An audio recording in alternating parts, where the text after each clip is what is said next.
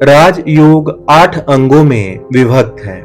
पहला है यम अर्थात अहिंसा, सत्य, अस्तेय, ब्रह्मचर्य और अपरिग्रह।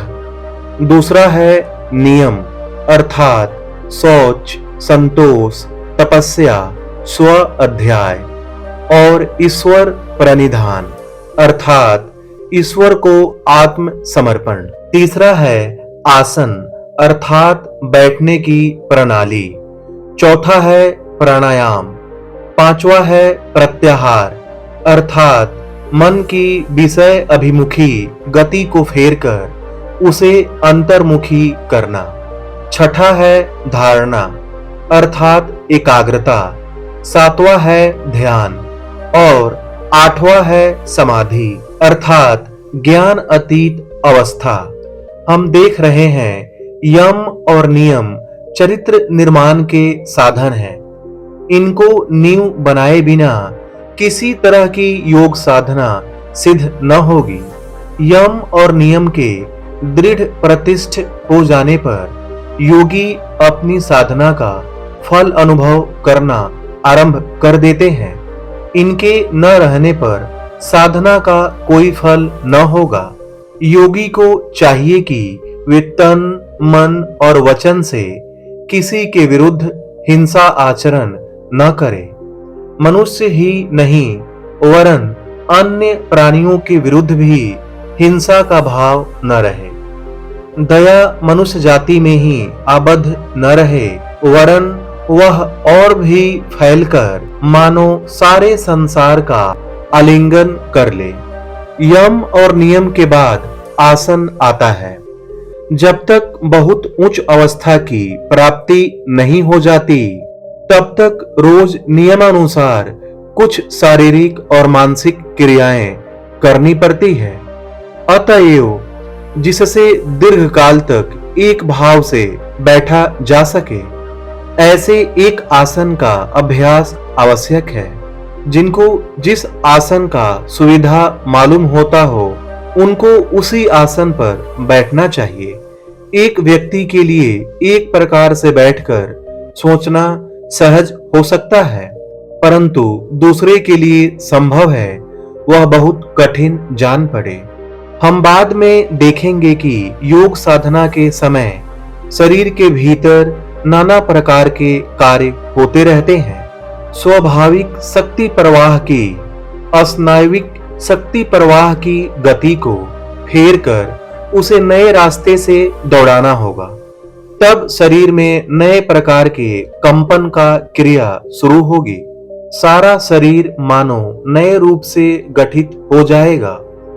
इस क्रिया का अधिकांश मेरुदंड के भीतर होगा। इसलिए आसन के संबंध में इतना समझ लेना होगा कि मेरुदंड को सहज भाव से रखना आवश्यक है। ठीक सीधा बैठना होगा। वक्ष, ग्रीवा और मस्तक सीधे और समुन्नत रहे जिनसे देह का सारा भार पसलियों पर पड़े। यह तुम सहज ही समझ सकोगे कि वक्ष यदि नीचे की ओर झुका रहे तो किसी प्रकार का उच्च चिंतन करना संभव नहीं।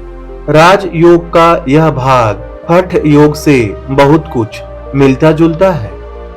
हठ योग केवल स्थूल देह को लेकर व्यस्त रहता है। इसका उद्देश्य केवल स्थूल देह को सबल बनाना है। हठ योग के संबंध में यहाँ कुछ कहने की आवश्यकता नहीं क्योंकि उसकी क्रियाएं बहुत कठिन हैं। एक दिन में उसकी शिक्षा भी संभव नहीं, फिर उससे कोई आध्यात्मिक उन्नति भी नहीं होती। डेलसर्ट और अन्य व्यायाम आचार्यों के ग्रंथों में इन क्रियाओं के अनेक अंग देखने को मिलते हैं। उन लोगों ने भी शरीर को भिन्न भिन्न स्थितियों में रखने की व्यवस्था की है। हठ योग की तरह उनका भी उद्देश्य दैहिक उन्नति है, आध्यात्मिक उन्नति नहीं। शरीर की ऐसी कोई पेशी नहीं जिसे हठयोगी अपने वश में न ला सके। हृदय यंत्र उसकी इच्छा के अनुसार बंद किया या चलाया जा सकता है। शरीर के सारे अंग वह अपनी इच्छा अनुसार चला सकता है। मनुष्य किस प्रकार दीर्घजीवी हो, यही हठ योग का एकमात्र उद्देश्य है।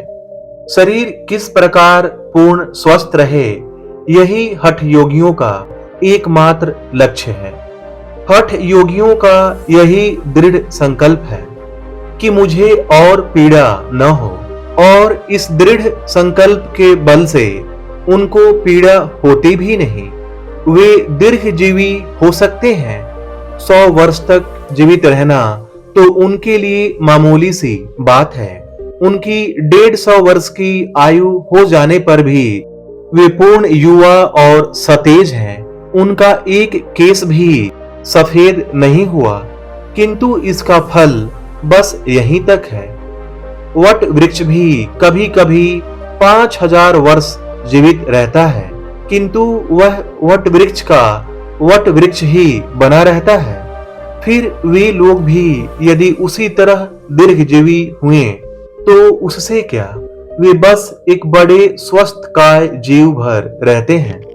हठ योगियों के दो एक साधारण उपदेश बड़े उपकारी हैं। सिर की पीड़ा होने पर शैया त्याग करते ही नाक से शीतल जल पिएं। इससे सारा दिन मस्तिष्क अत्यंत शीतल रहेगा और कभी सर्दी न होगी। नाक से पानी पीना कोई कठिन काम नहीं, बड़ा सरल है। नाक को पानी के भीतर डुबाकर गले में पानी खींचते रहो। पानी अपने आप ही धीरे धीरे भीतर जाने लगेगा। आसन सिद्ध होने पर किसी किसी संप्रदाय के मत अनुसार नाड़ी शुद्धि करनी पड़ती है। बहुत से लोग यह सोचकर कि यह राजयोग के अंतर्गत नहीं है, इसकी आवश्यकता स्वीकार नहीं करते, परंतु जब शंकराचार्य जैसे भाष्यकार ने इसका विधान किया है, तब मेरे लिए भी इसका उल्लेख करना उचित जान पड़ता है। मैं श्वेताश्वतर उपनिषद पर उसके भाष्य से इस संबंध में उनका मत उद्धृत करूंगा। प्राणायाम के द्वारा जिस मन का मैल धुल गया है, वही मन ब्रह्म में स्थिर होता है। इसलिए शास्त्रों में प्राणायाम के विषय का उल्लेख है। पहले नाड़ी शुद्धि करनी पड़ती है, तभी प्राणायाम की शक्ति आती है।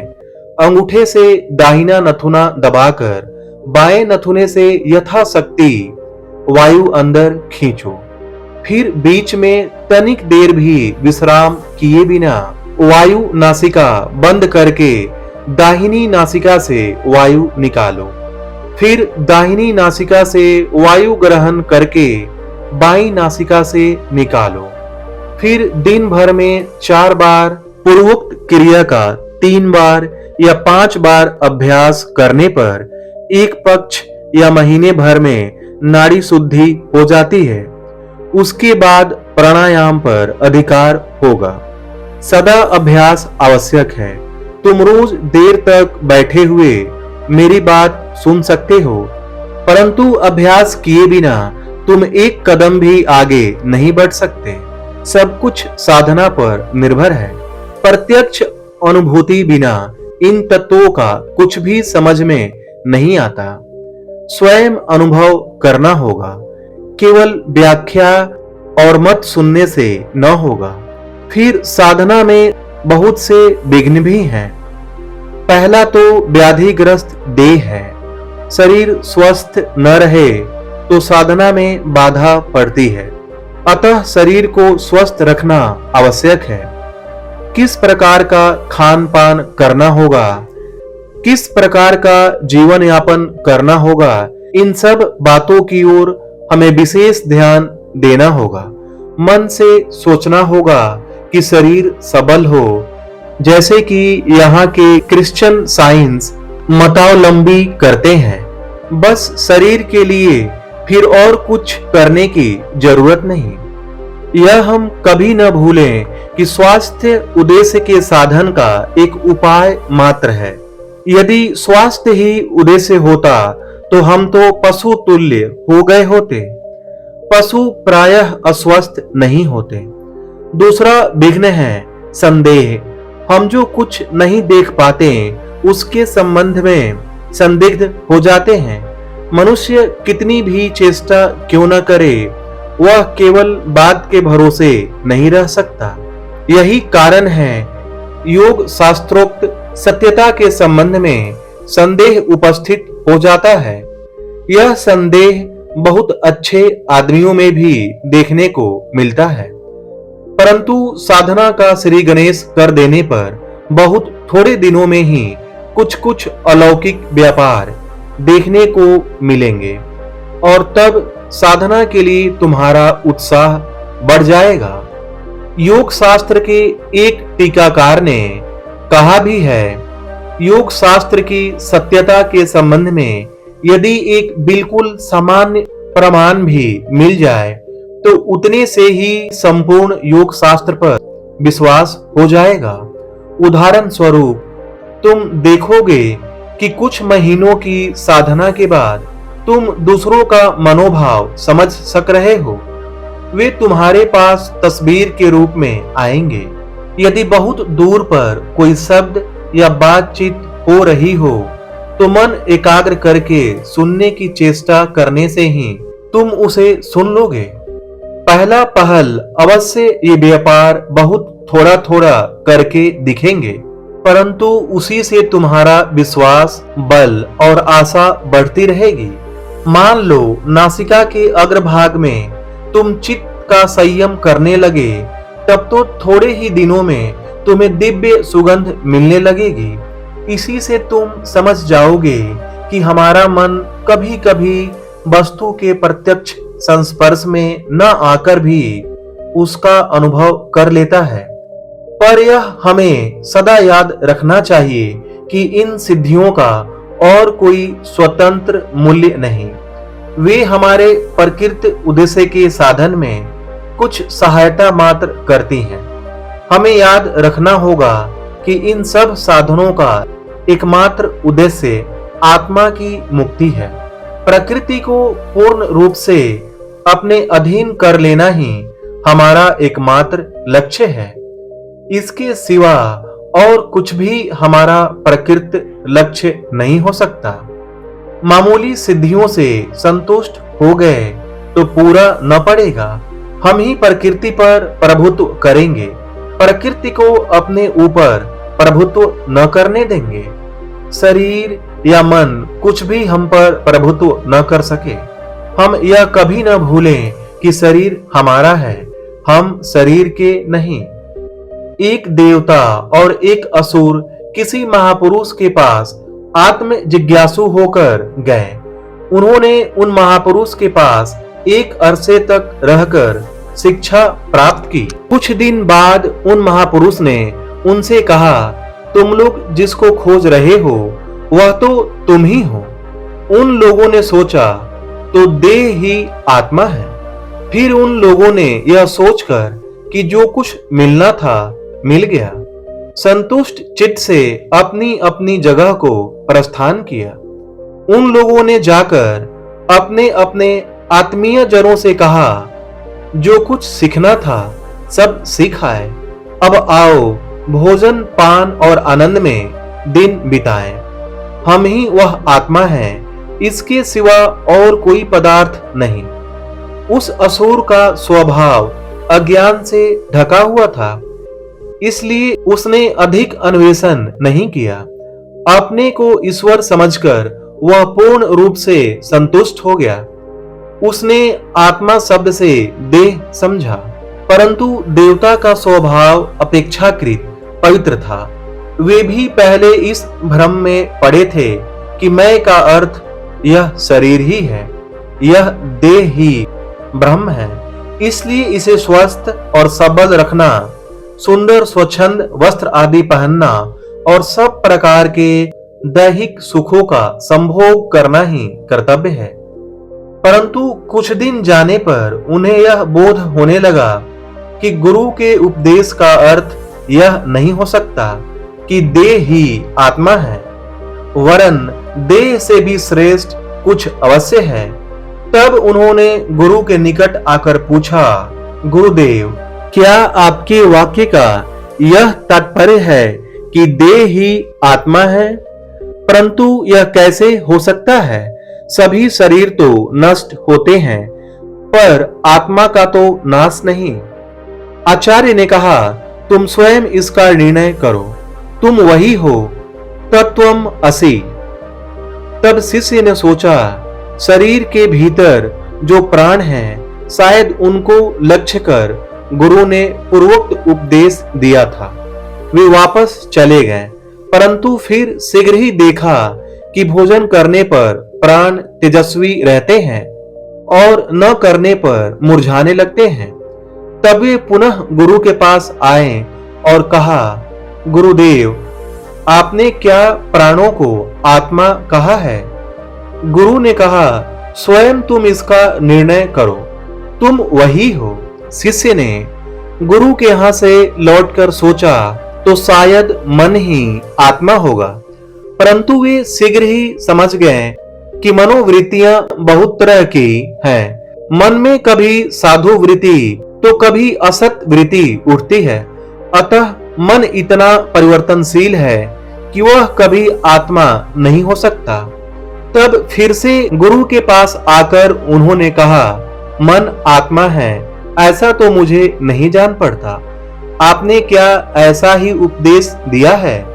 गुरु ने कहा, नहीं, तुम ही वह हो, तुम स्वयं इसका निर्णय करो। वे देवता फिर लौट गए। तब उनको यह ज्ञान हुआ, मैं समस्त मनोवृत्तियों के अतीत एकम एव द्वितीय आत्मा हूं। मेरा जन्म नहीं, मृत्यु नहीं, मुझे तलवार नहीं काट सकती, आग नहीं जला सकती, हवा नहीं सुखा सकती, जल नहीं गला सकता। मैं अनादि हूं, जन्म रहित, अचल, अस्पर्श, सर्वज्ञ, सर्वशक्तिमान पुरुष हूं। आत्मा शरीर या मन नहीं, वह तो इन सब के अतीत है। इस प्रकार देवता में ज्ञान का उदय हुआ और वे तत्प्रसूत आनंद से तृप्त हो गए, पर उस असुर बिचारे को सत्य लाभ न हुआ, क्योंकि देह में उसकी अत्यंत आसक्ति थी। इस जगत में ऐसी असुर प्रकृति के अनेक लोग हैं, फिर भी देवता प्रकृति वाले बिल्कुल ही न हो ऐसा नहीं। यदि कोई कहे, आओ तुम लोगों को मैं एक ऐसी विद्या सिखाऊंगा जिससे तुम्हारा इंद्रिय सुख अनंत गुना बढ़ जाएगा, तो अनगिनत लोग उसके पास दौड़ पड़ेंगे। परंतु यदि कोई कहे, आओ मैं तुम लोगों को तुम्हारे जीवन का चरम लक्ष्य परमात्मा का विषय सिखाऊंगा, तो शायद उनकी बात की कोई परवाह भी न करेगा। ऊंचे तत्व की धारणा करने की शक्ति बहुत कम लोगों में देखने को मिलती है। सत्य को प्राप्त करने के लिए अध्यवसायशील लोगों की संख्या तो और भी बिरले ही है, पर संसार में ऐसे महापुरुष भी हैं जिनकी यह निश्चित धारणा है कि शरीर चाहे 1000 वर्ष रहे या लाख वर्ष, अंत में गति एक ही होगी। जिन शक्तियों के बल से देह कायम है, उनके चले जाने पर देह न रहेगी। कोई भी व्यक्ति पल भर के लिए भी शरीर का परिवर्तन रोकने में समर्थ नहीं हो सकता। शरीर और है क्या? वह कुछ सतत परिवर्तनशील परमाणुओं की समष्टि मात्र है। नदी के दृष्टांत से यह तत्व सहज बोधगम्य हो सकता है।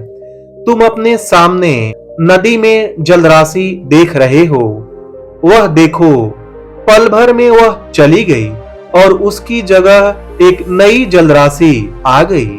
जो जलराशि आई वह संपूर्ण नई है, परंतु देखने में पहले ही जलराशि की तरह है। शरीर भी ठीक इसी तरह सतत परिवर्तनशील है। उसके इस प्रकार परिवर्तनशील होने पर भी उसे स्वस्थ और बलिष्ठ रखना आवश्यक है, क्योंकि शरीर की सहायता से ही हमें ज्ञान की प्राप्ति करनी होगी। इसके सिवा और कोई उपाय नहीं। सब प्रकार के शरीरों में मानव देह ही श्रेष्ठतम है। मनुष्य ही श्रेष्ठतम जीव है। मनुष्य सब प्रकार के निकृष्ट प्राणियों से, यहाँ तक कि देव आदि से भी श्रेष्ठ है। मनुष्य से श्रेष्ठतर जीव और नहीं। देवताओं को भी ज्ञान लाभ के लिए मनुष्य देह धारण करनी पड़ती है। एकमात्र मनुष्य ही ज्ञान लाभ का अधिकारी है। देवता भी इनसे वंचित हैं। यहूदी और मुसलमानों के मत से ईश्वर ने देवता और अन्य अन्य समुदाय सृष्टियों के बाद मनुष्य की सृष्टि करके देवताओं से मनुष्य को प्रणाम और अभिनंदन कर आने के लिए कहा। उक्त रूपक के अंदर यह महान सत्य निहित है कि संसार में मनुष्य जन्म ही अन्य सबकी अपेक्षा श्रेष्ठ है। पशु आदि निर्यक सृष्टि तम प्रधान है। पशु किसी ऊंचे तत्व की धारणा नहीं कर सकते। देवता भी मनुष्य जन्म लिए बिना मुक्ति लाभ नहीं कर सकते। देखो, मनुष्य की आत्म उन्नति के लिए अधिक धन अनुकूल नहीं, फिर बिल्कुल निर्धन होने पर भी उन्नति दूर रहती है। संसार में जितने महात्मा पैदा हुए हैं सभी मध्यम श्रेणी के लोगों से हुए थे। मध्यम श्रेणी वालों में सब विरोधी शक्तियों का समन्वय रहता है। अब हम यथार्थ विषय पर आए। हमें अब प्राणायाम के संबंध में आलोचना करनी चाहिए। देखें, चित्त वृत्तियों के निरोध से प्राणायाम का क्या संबंध है। श्वास प्रश्वास मानो देह यंत्र का गति नियामक मूल यंत्र है। एक वृहत इंजन पर निगाह डालने पर देखोगे कि एक बड़ा चक्र घूम रहा है और उस चक्र की गति क्रमशः सूक्ष्म से सूक्ष्मतर यंत्रों में संचारित होती है।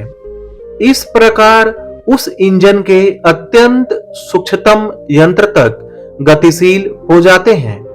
श्वास प्रश्वास ठीक वैसा ही एक गति नियामक चक्र है। वही इस शरीर के सब अंगों में जहां जिस प्रकार की शक्ति की आवश्यकता है उसकी पूर्ति कर रहा है और उस शक्ति को नियमित कर रहा है। एक राजा के एक मंत्री था। किसी कारण से राजा उस पर नाराज हो गया। राजा ने उसे एक बड़ी ऊंची मीनार की चोटी में कैद कर रखने की आज्ञा दी। राजा की आज्ञा का पालन किया गया। मंत्री भी वहां कैद होकर मौत की राह देखने लगा। मंत्री की एक पतिव्रता पत्नी थी। राजा को उस मीनार के नीचे आकर उसने चोटी पर कैद हुए पति को पुकार कर पूछा, मैं किस प्रकार तुम्हारी रक्षा करूं? मंत्री ने कहा, अगली रात को एक लंबा मोटा रस्सा, एक बंडल सूत, रेशम का पतला सूत, एक गुबरैला और थोड़ा सा शहद लेती आना। उसकी सहधर्मिणी पति की यह बात सुनकर बहुत आश्चर्यचकित हो गई। जो हो वह पति की आज्ञा अनुसार दूसरे दिन सब वस्तुएं ले गई। मंत्री ने उससे कहा, रेशम का सूत मजबूती से गुबरैले के पैर में बांध दो, उसकी मूंछों में एक बूंद शहद लगा दो और उसका सिर ऊपर की ओर करके उसे मीनार की दीवार पर छोड़ दो। पतिव्रता स्त्री ने सब आज्ञाओं का पालन किया। तब उस कीड़े ने अपना लंबा रास्ता पार करना शुरू किया। सामने शहद की महक पाकर मधु के लोभ से वह धीरे धीरे ऊपर चढ़ने लगा और अंत में मीनार की चोटी पर आ पहुंचा। मंत्री ने झट उसे पकड़ लिया और उसके साथ रेशम के सूत को भी। इसके बाद अपनी स्त्री से कहा, बंडल में जो सूत है उसे रेशम के सूत के छोर से बांध दो। इस तरह वह भी उसके हाथ में आ गया। इसी उपाय से उसने डोरा और मोटा रस्सा भी पकड़ लिया। अब कोई कठिन काम न रह गया। रस्सा ऊपर बांधकर वह नीचे उतरा और भाग खड़ा हुआ। हमारी इस देह में श्वास प्रश्वास की गति मानो रेशमी सूत है।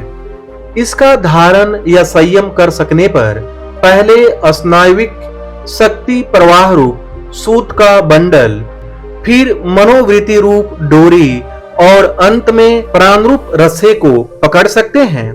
प्राणों को जीत लेने पर मुक्ति प्राप्त होती है।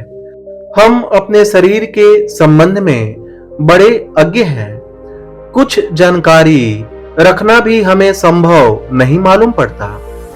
बहुत हुआ तो हम मृत देह को चीड़ फाड़ कर देख सकते हैं कि उसके भीतर क्या है और क्या नहीं, और कोई इसके लिए किसी जीवित पशु की देह ले सकते हैं, पर उससे हमारे अपने शरीर का कोई संबंध नहीं।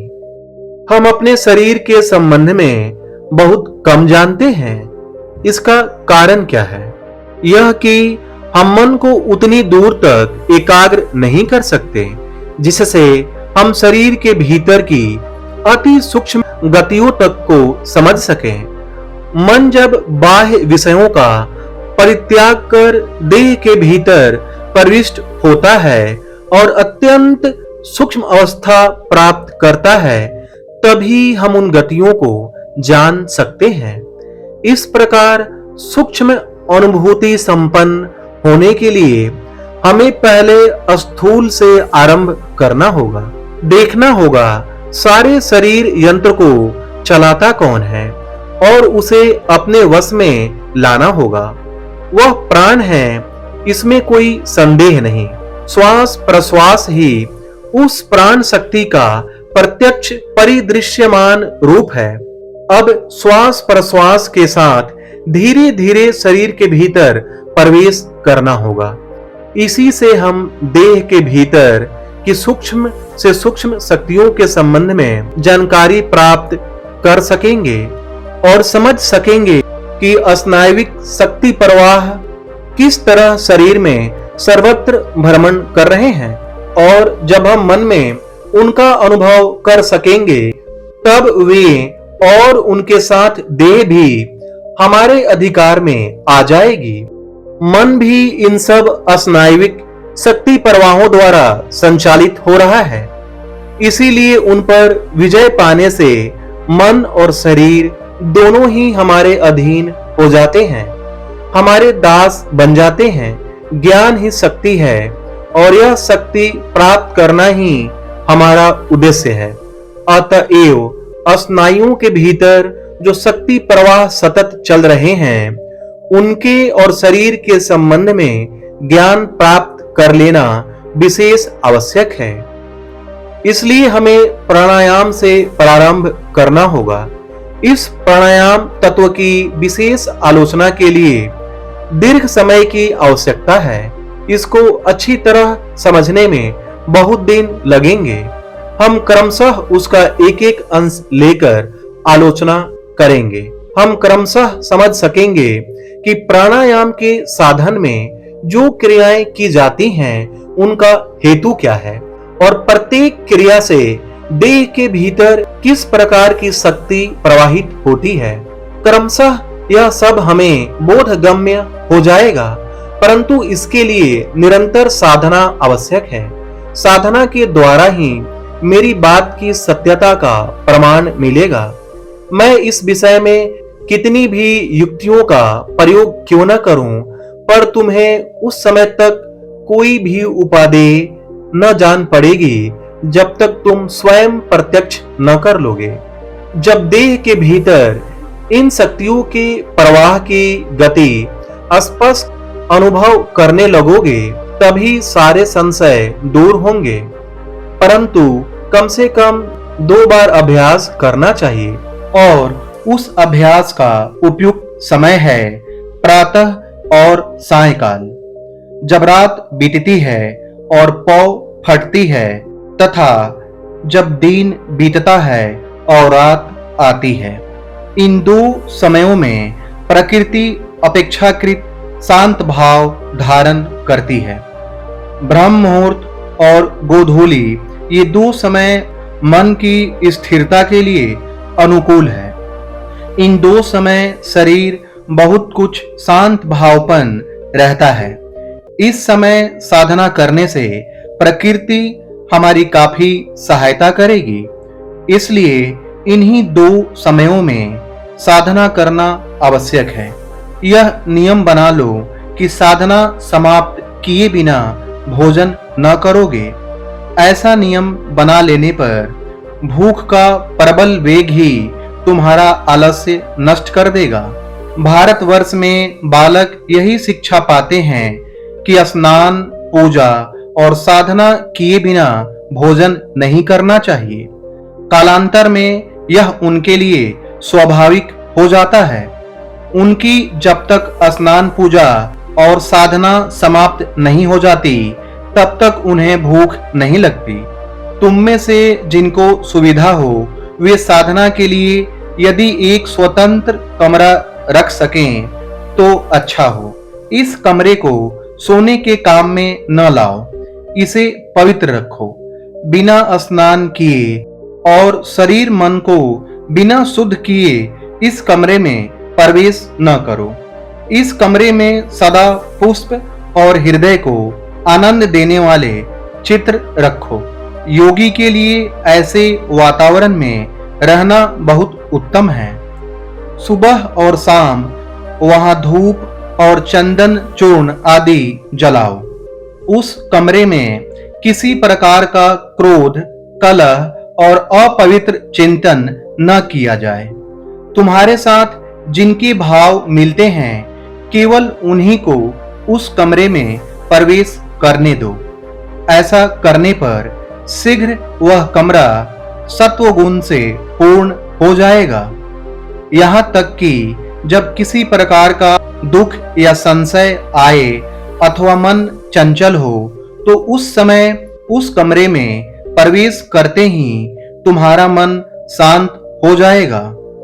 मंदिर, गिरजाघर आदि के निर्माण का सच्चा उद्देश्य यही था। अब भी बहुत से मंदिरों और गिरजाघरों में यह भाव देखने को मिलता है, परंतु अधिकतर स्थलों में लोग इनका उद्देश्य तक भूल गए हैं। चारों ओर पवित्र चिंतन के परमाणु सदा स्पंदित होते रहने के कारण वह स्थान पवित्र ज्योति से भरा हुआ रहता है। जो इस प्रकार के स्वतंत्र कमरे की व्यवस्था नहीं कर सकते, वे जहां इच्छा हो वहीं बैठकर साधना कर सकते हैं। शरीर को सीधा रखकर बैठो। संसार में पवित्र चिंतन का एक स्रोत बहा दो। मन ही मन कहो, संसार में सभी सुखी हों, सभी शांति लाभ करें, सभी आनंद पावें। इस प्रकार पूर्व, पश्चिम, उत्तर, दक्षिण चहुं ओर पवित्र चिंतन की धारा बहा दो। ऐसा जितना करोगे उतना ही तुम अपने को अच्छा अनुभव करने लगोगे। बाद में देखोगे दूसरे सब लोग स्वस्थ हों। यह चिंतन ही स्वास्थ्य लाभ का सहज उपाय है। दूसरे लोग सुखी हों, ऐसी भावना ही अपने को सुखी करने का सहज उपाय है। इनके बाद जो लोग ईश्वर पर विश्वास करते हैं, वे ईश्वर के निकट प्रार्थना करें। अर्थ स्वास्थ्य अथवा स्वर्ग के लिए नहीं, वरन हृदय में ज्ञान और सत्य तत्व के उन्मेष के लिए। इसके अलावा बाकी सब प्रार्थनाएं स्वार्थ से भरी हैं। इसके बाद भावना करनी होगी, मेरा शरीर वज्रवत दृढ़, सबल और स्वस्थ है। यह देह ही मेरी मुक्ति में एकमात्र सहायक है। इसी की सहायता से मैं यह जीवन समुद्र पार कर लूंगा। जो दुर्बल है वह कभी मुक्ति नहीं पा सकता। समस्त दुर्बलताओं का त्याग करो। देह से कहो पुनः बलिष्ठ हो। मन से कहो तुम अनंत शक्तिधर हो और स्वयं पर प्रबल विश्वास और भरोसा रखो।